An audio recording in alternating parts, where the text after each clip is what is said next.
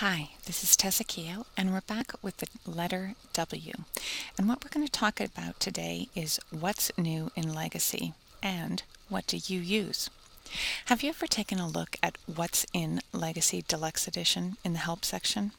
Here you can do a few things. First, you can take a trip down memory lane if you've had Legacy since version 4, but be sure to work from the bottom to the top, as the newest version of Legacy is at the beginning of this lengthy entry. Second, you can check to see if you're aware of the features in the most current version of Legacy.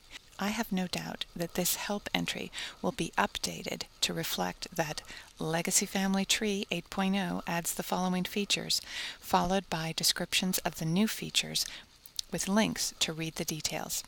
Third, check to see if you're taking advantage of the features that are already available in Legacy. So today we have a little test. Take a look at the What's in Legacy Deluxe Edition or the What's in Legacy Standard Edition, depending on whichever version you use, and see how many of the features you've used and then share with us here in the community. Let's take a quick look at the changes or new features in versions 4 through 7. We'll revisit the What's in Legacy Deluxe Edition when version 8 arrives. Now let's get started. Now you reach the What's in Legacy Deluxe Edition by going to your Help section and then typing in the index What's New, and it will bring up the various sections here. Now I took a quick look at what's new in Legacy version 7 and quickly checked off Source Templates and Map My Places, as I use both of those. However, I haven't really made much use of wall charts or interview reports, but to each their own.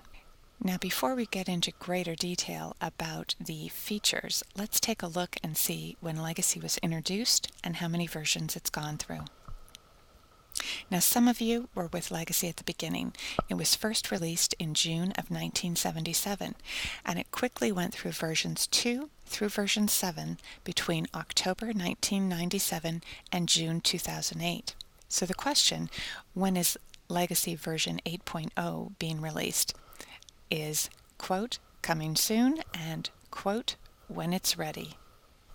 So version 4's big introductions or newest features were the chronology view, the index view, a customizable toolbar, introducing more tags, and there'd previously been only a total of 3, a to-do clipboard, and a picture center. In Legacy 5.0, the geolocation database was introduced, as well as the U.S. County Verifier, and the new Descendant View tab was introduced. Now, they also introduced the Calendar Creator and Private Event definitions, and for some of us, we like the last 10 dates entered reminder, which is a pop-up with your right click anytime you're near dates. Now, it was a little harder for me to find out what was introduced in Legacy version 6.0 because the help section didn't really have a good breakdown between the various versions. But research guidance, a publishing center, and additions to the form center were introduced. Apparently, also, the Legacy Home button was introduced at that time, and DNA results could be entered in the database. The other important feature that was introduced in 6.0 was a help section that was context sensitive. And then there was Legacy 7.0, which introduced wall charts, interview reports, and source templates. It introduced the source writer and worked together with Elizabeth Shown Mills' evidence manual. It also introduced some additional features to Map My Places and Map My Family, and constant improvements were made to the search capability function, and it became much more powerful. So, the key as you take a look at all of the iterations of Legacy is to learn and use Legacy features that you want. You have to be willing to go to the help section and be willing to play around.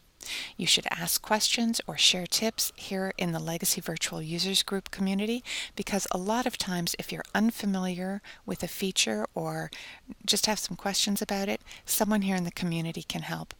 And of course, if there's a feature that you love or you think is very useful, Be willing to present or co-present at a monthly Legacy Virtual Users Group Hangout. You can talk about that feature, share some screenshots, and it can be anything that's in Legacy or anything in add-on programs that we use with Legacy. Taking a quick look at my family view, you can see that I've made use of a number of the features that are in Legacy, and then certain features I haven't used at all. For instance, I don't use the Picture Center or the Media Center because I just don't find it that intuitive, and hopefully there'll be some changes in that in version 8. We'll just wait and see. So, I've just taken you on a very short tour from version 4 to version, actually, 7.5. And this is what we can expect if we can trust Jeff Rasmussen and his little sneak peeks. Version 8.0 is going to include automated sorting, additional color coding, new wall charts and options, origins and migration reports and mapping, improved sourcing, potential problem alerts, instant duplicate checking, shared events, and new tagging options. Now, I started with version 6.0, so I don't know when all of the various features were first introduced, except for what I read in the help section. And I will be honest and say the help section was a bit unclear as to which features each version introduced and when.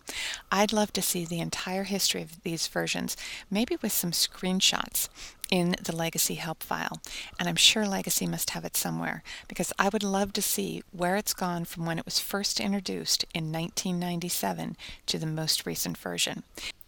And maybe some of you have been with Legacy the entire time, and you could share a few of those screenshots or early reports. So, as I said, today was all about W, or what's in the various Legacy versions. So as we wait for version 8, let's make sure that we understand and use what we like in the most current version. So, thanks for watching, and I'll see you all back here tomorrow.